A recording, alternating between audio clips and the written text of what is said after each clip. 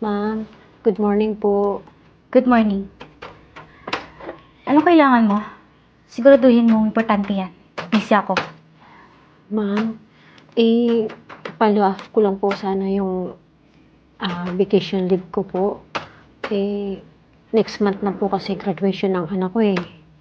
Actually, ma'am, naka-empake na po ako. At saka, naka-ready na rin po yung mga gamit kong uwi. Excited na nga po ako eh.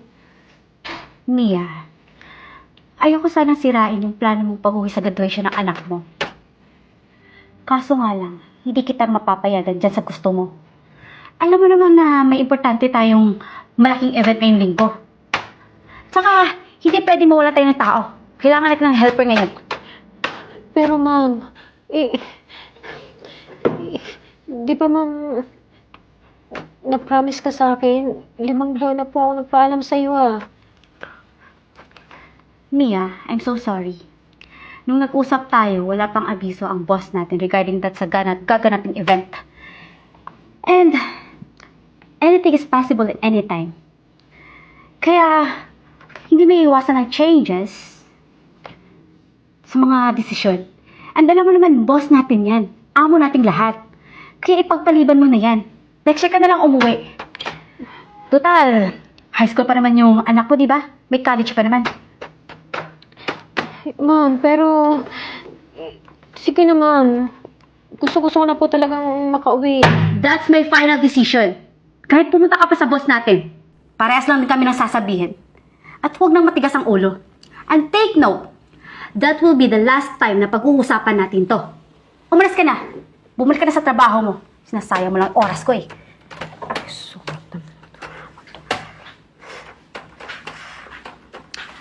Pambihira.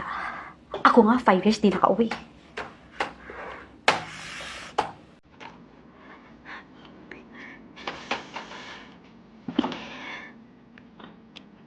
Oh, hello. Napatawag ka, mahal.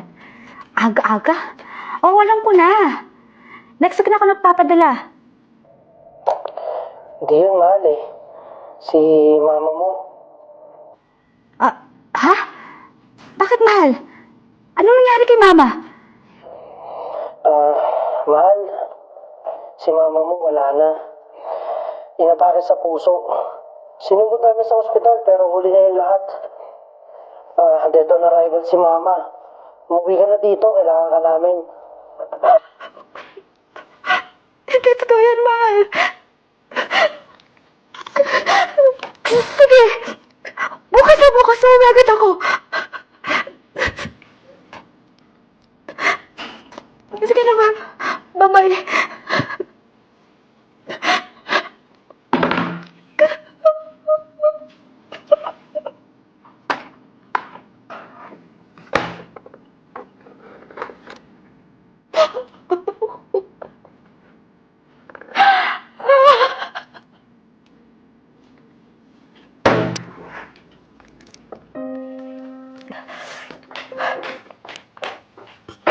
Oh, Shishi, what's with the urgent? Hindi pa ako nakakapagkape. Dito ka na sa office ko, ang aga-aga. Sir, may nangyari po kasi sa Pinas. My mother just passed away. Oh, Shishi, I'm so sorry to hear that. And my deepest condolence to you and your family. Sir, gusto ko po sana magpaalam sa inyo. Uuwi po ako by tomorrow. Naalis ko na po yung lahat. Alam mo, Shishi, hindi mo ba pwedeng ipagpaliban mo na yan? Alam mo naman na may big event tayo. And this is the most awaited event ng company natin. And you know yourself that the company needs you. And I need you here. At isa pa, Shishi, patay na ang mother mo. Kahit naman na umuwi ka doon, mag-umpasay, hindi naman mabubuhay yun eh. Ganito na lang gawin mo, or else ganito na lang gawin mo. Ipa-extend mo yung lamay ng mother mo. Extend mo ng 1 month. Shishi, within 1 week, event na natin. After that, you are free to go. You can see your mother. Sir, naririnig mo ba ang sinasabi mo? Namatay yung mama ko. Yung tao sumilang sa akin. Tapos sasabihin mo ipagpaliban ko yung pag-uwi ko? Dahil importante yung nasa trabaho yan! Kaysa sa nanay ko! Sir! Kaya nga ako nagtatrabaho dito eh. Para sa magulang ko. Para mabigay ko sila ng magandang buhay.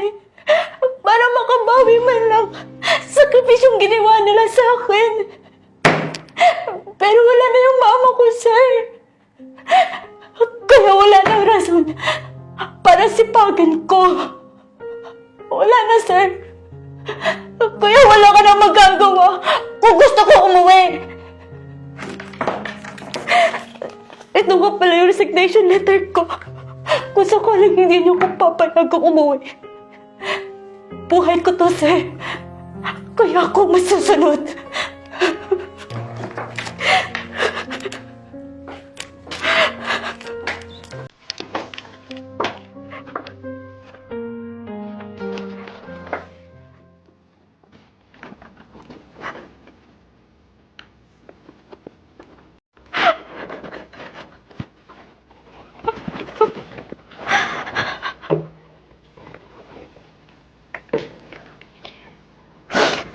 Ma'am. Ma'am. Sorry po pala sa nangyari. At saka, bayaan mo, ma'am. Siguro, proud na proud yung mama mo sa iyo kung nasaan man siya ngayon. Tsaka, naiintindihan kita, ma'am, dahil may nanay din po ako. Condolence po.